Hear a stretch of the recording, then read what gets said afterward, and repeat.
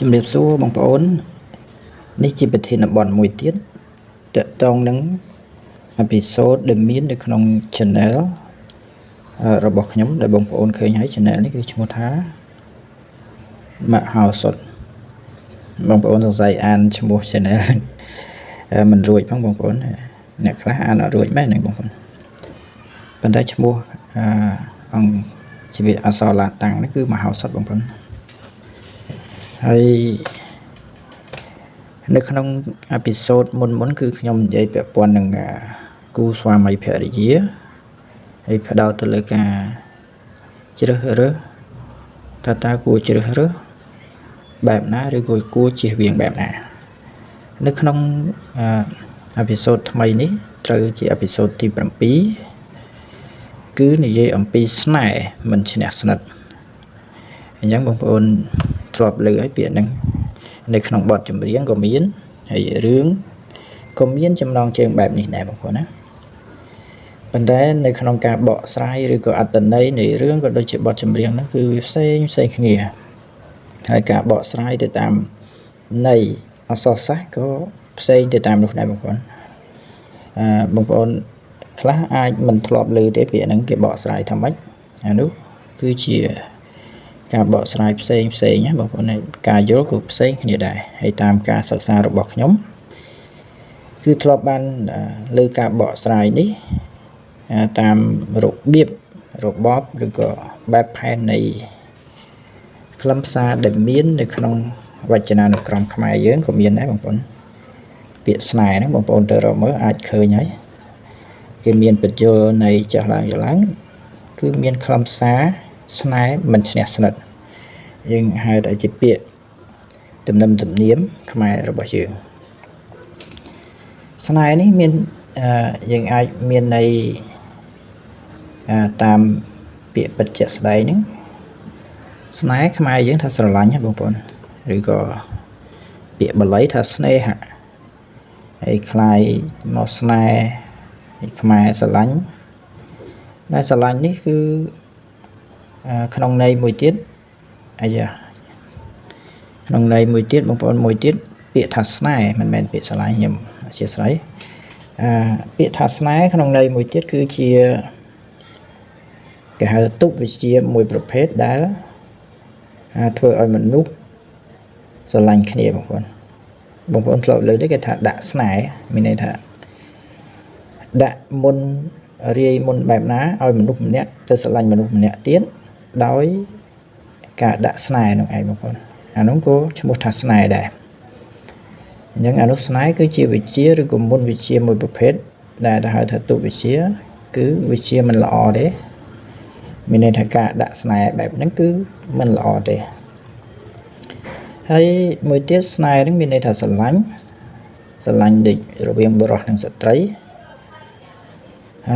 ដោយសារតែឃើញរូបរាងសម្រស់ស្អាតចរិយាល្អក៏ស្រឡាញ់អាហ្នឹងក៏ជាស្នេហ៍ដែរបងប្អូនហើយនៅក្នុងប្រធានបទយើងលើកឡើងថាស្នេហ៍មិនឈ្នះស្និទ្ធតើវាមានន័យដូចម្ដេចបងប្អូនស្នេហ៍មិនឈ្នះស្និទ្ធនេះគឺមានន័យថាបើទោះជាស្រឡាញ់ប៉ុណ្ណាក៏ដោយប៉ុន្តែវានៅឆ្ងាយពីគ្នាគាត់នៅស្រឡាញ់មានន័យតែចិត្តប៉ុន្តែអត់បាននៅចិត្តគ្នាអានេះវាពិបាកដែរបងប្អូនណាវាពិបាកឬក៏ថាវាអាចនឹងមិនឈ្នះបុគ្គលដែលនៅចិត្តនៅនិតនៅគិតនៅគៀកនៅកោយឬនៅក្បែរគ្នាទេអញ្ចឹងស្នេហ៍ប៉ុន្តែដល់ពេលគេនៅជាមួយគេស្និទ្ធជាងវាអាចឈានទៅដល់ឧទាហរណ៍ស្រឡាញ់អ្នកស្រឡាញ់ពីចម្ងាយហ្នឹងមិនប្រកាសថាបានទេប៉ុន្តែអ្នកនៅជាមួយនៅចលនាស្និទ្ធស្នាលចលនាអាចបានគ្នាជាគូអីចឹងទៅហើយពាក្យបន្ទាប់បងប្អូនស្នេហ៍មិនឈ្នះស្និទ្ធគឺមានន័យបែបហ្នឹងឯងបងប្អូនប៉ុន្តែខ្ញុំមិនចង់និយាយត្រឹមតែប៉ុណ្្នឹងទេនៅក្នុងពាក្យហ្នឹងមួយឃ្លាទៀតថាស្នេហ៍មិនឈ្នះស្និទ្ធស្រឡាញ់ផ្ដេកផ្ដិតមិនស្មើសង្គ្រោះនេះអញ្ចឹងស្រឡាញ់យ៉ាងណាស្និទ្ធស្នាលយ៉ាងណាដល់ថ្នាក់ណែបនិតគៀកកោយអីយ៉ាងណាក៏វាមិនល្អឬក៏ថាមិនឈ្នះ សង្គ្រោះគ្នាដែរបងប្អូនណាស្រឡាញ់ដែលឈានទៅដល់ការសង្គ្រោះហើយអ្នកខ្លះស្រឡាញ់គ្នាបានជាប្តីជាប្រពន្ធហើយប៉ុន្តែមិនមែនជាការស្រឡាញ់ដោយសង្គ្រោះគឺស្រឡាញ់ចង់តែបានមានន័យថាខ្លួនប្រាណឬស្រឡាញ់ដោយតែមើលទៅលុរៀងទ្រព្យសម្បត្តិអានោះវាគឺជារឿងមួយដែលចាញ់អ្នកដែលគេស្រឡាញ់គ្នាដោយចិត្តនិងចិត្តស្មោះត្រង់គ្នាទៅវិញទៅមកហើយប្រព្រឹត្តល្អដាក់គ្នាមានន័យថាគេឈ្នះបងប្អូនអញ្ចឹងស្នេហ៍មិនឈ្នះស្និទ្ធមកឃ្លាហើយស្រឡាញ់ផ្ដេកផ្ដិតមានន័យថារួមរស់ជាមួយគ្នាក៏ដោយសន្តិស្នាជាមួយគ្នាយ៉ាងណាក៏ដោយក៏មិនឈ្នះសង្គ្រោះដែរបងប្អូនហើយសង្គ្រោះនេះគឺសង្គ្រោះរបៀបម៉េចសង្គ្រោះនេះតាមពុទ្ធសាសនាគឺនិយាយអំពី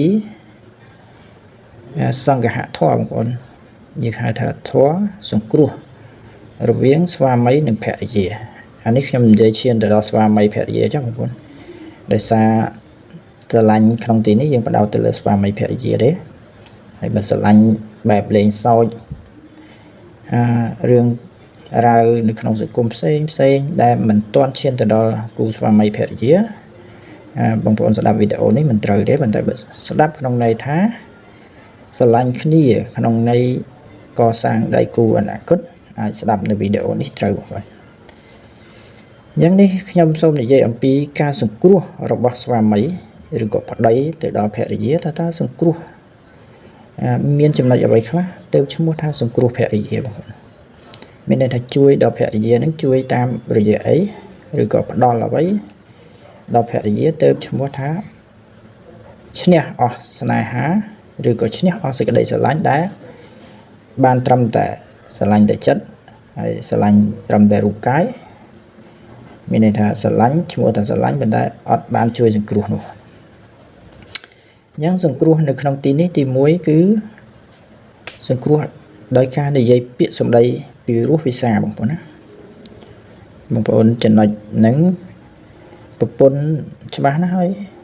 មិនដែលចង់បានប្តីឯណាទៅនិយាយពាក្យរម៉ាំងរម៉ោកទៅគោះបោះបោកឬក៏និយាយមើលងាយប្រពន្ធនោះទេដូចជានិយាយមើលទៅដូចប្រពន្ធនឹងមិនដល់ខ្លួនប្រពន្ធដូចអ្នកបម្រើច្បាស់ណាស់ថាអត់បែបហ្នឹងទេអញ្ចឹងសង្គ្រោះហ្នឹងសង្គ្រោះដោយពាក្យសម្ដីហ្នឹងមួយបងប្អូនមានន័យថារក្សាសម្ដីរបស់ខ្លួន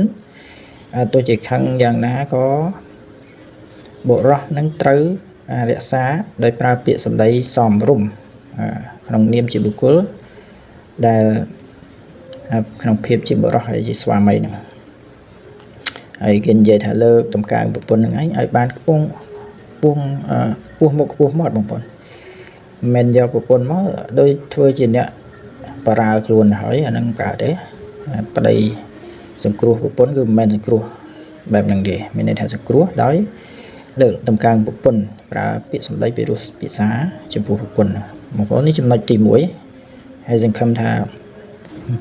បងប្អូនស្រីស្ដាប់ហើយពេញចិត្តនៅក្នុងចំណុចនេះទី2ហ្នឹងគឺមិនមើលងាយភរិយាអញ្ចឹងប្តីអត់ត្រូវមើលងាយភរិយាទេបងប្អូនណាចំណុចហ្នឹងហើយ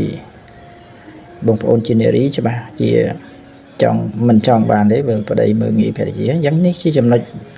មួយទៀតដែលប្តីត្រូវគិតគូរផងដែរក្នុងនាមជាបុរសដែលមានប្រពន្ធមិនត្រូវមើលងាយភរិយារបស់ខ្លួនទេមើលងាយហ្នឹងដោយពាក្យសម្ដីក្តីដោយការមិនប្រកល់ភាពជាធំមានន័យថាស្អីសម្រាប់តែខ្លួនឯងនេះមិនខ្វល់ពីភរិយាឧទាហរណ៍ថាកាន់ទ្រព្យអីចឹងទៅមកការកាន់លុយកាក់អីកាន់តែខ្លួនឯងហ្នឹងមិនឲ្យតម្លៃដល់ប្រពន្ធអ្នកចាត់ចែងអាហ្នឹងក៏វាជាចំណុចមួយមិនឈ្មោះថាឲ្យតម្លៃភរិយាហើយវាចូលនៅក្នុងការមើលងាយភរិយានឹងដែរបងប្អូនអញ្ចឹងចំណុចទី2ប្តីត្រូវឲ្យតម្លៃដល់ភរិយាដោយការមិនមើលងាយទេនោះគឺឈ្មោះថាបានសង្គ្រោះប្រពន្ធសង្គ្រោះភរិយានឹងឯងចំណុចទី2ហើយចំណុចទី3បងប្អូនទី3ប្រពន្ធគ្រប់រូបឬក៏ភាគច្រើនបងប្អូនមិនហ៊ានថាគ្រប់រូបទេគីឡូមានអ្នកខ្លះគាត់ មិនប្រកាន់រឿងហ្នឹងគឺថាបានគឺថាចង់បានប្តីឬក៏ប្តីមិនត្រូវក្បត់ចិត្តប្រពន្ធបងប្អូនក្បត់ចិត្តរឿងអីរឿងមានបុគ្គលទី3យើងហៅថាបុគ្គលទី3មកនៅក្នុងរឿងស្រីប្រុសបងប្អូនយើងហៅលួចមានស្រីអីយ៉ាងទៅអាហ្នឹងក៏ការមិនក្បត់ចិត្តប្រពន្ធទៅមាននេះមាននោះហ្នឹងក៏ឈ្មោះថាជាការសង្គ្រោះប្រពន្ធដែរបងប្អូនអញ្ចឹងនេះជួយមិនបដោតលើការងារទេនេះគឺជួយផ្លូវចិត្តប្រពន្ធដោយឲ្យប្រពន្ធនឹងឯងមានជំនឿទុកចិត្តថាប្តីរបស់ខ្លួនគឺជាមនុស្សល្អអញ្ចឹងគឺការជួយគាត់ជួយរបៀបហ្នឹងឯងបងប្អូនតាមរយៈផ្ដល់នូវភាពស្មោះត្រង់ដល់ប្រពន្ធទី4ប្តីដែលឈ្មោះថាសង្គ្រោះប្រពន្ធគឺត្រូវបកគលភាពជាធំលើស្អីបងប្អូនលើការចាត់ចែងលុយកាក់យើងហៅទ្រព្យសម្បត្តិនៅក្នុងផ្ទះហ្នឹង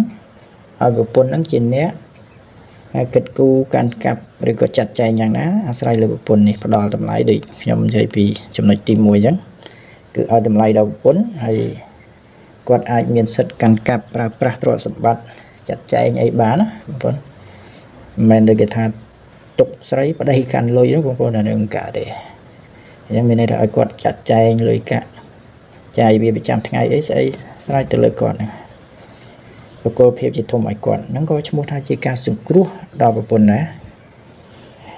ចំណុចហ្នឹងបងប្អូនយល់យ៉ាងណាដែរហើយជាពិសេសបងប្អូនស្រីតែលេងមានថាហេខ្ញុំមិនចង់បានលុយកាក់កាន់ទេចង់ឲ្យប្តីអ្នកកាន់វិញខ្ញុំចាំតែសុំពីប្តីអីហ្នឹងបើឲ្យបងប្អូនចំណុចមួយទៀតទី5ប្តីដែលសង្គ្រោះប្រពន្ធគឺជាប្តីដែលគិតគូរអំពីការឲ្យឬក៏ថាជូននៅ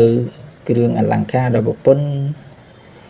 គ្រឿងសម្អិតសម្អាងដល់ប្រពន្ធហ្នឹងក៏ឈ្មោះថាជាការសង្គ្រោះដែរបងប្អូនណាអាហ្នឹងជារឿងធម្មតាទេលោកស្រីគាត់តែងតែមានការស្អិតស្អាងតាក់តែងខ្លួនវាជារឿងធម្មតាហើយប្តីត្រូវយល់ដឹងពីរឿងហ្នឹងផងដែរទើបឈ្មោះថាជាការសង្គ្រោះដល់ប្រពន្ធហើយវាមិនមែនមានន័យតែប៉ុណ្ណឹងទេបងប្អូនណាហើយនេះជាចំណុចមួយចំនួននៅក្នុងការសង្គ្រោះមាន5បងប្អូនអញ្ចឹងទី1ប្រើពាក្យសម្ដីពីរោះពិសាទី2មិនមើលងាយអភរិយារបស់ខ្លួនទី3កុំក្បត់ចិត្តភរិយាទី4ប្រគល់ភាពជាធំក្នុងការចាត់ចែងទ្រព្យសម្បត្តិដល់ភរិយាទី5ជូនគ្រឿងអលង្ការឬក៏គ្រឿងស្អាតស្អាងផ្សេងៗដល់ភរិយាអញ្ចឹងចំណុចទាំង5នេះឈ្មោះថាជាការសង្គ្រោះរបស់ប្តីឬក៏បរិសុទ្ធជាប្តីហ្នឹងអញ្ចឹងប្រធានបទរបស់យើងគឺមានន័យថាស្រឡាញ់យ៉ាងណាក៏ដោយស្រឡាញ់ដោយការបដិបត្តិកិត្តកោយយ៉ាងណាក៏ដោយប៉ុន្តែអត់មានសង្គ្រោះទេគឺមិនកើតទេហើយស្រឡាញ់ទាំងអស់នោះ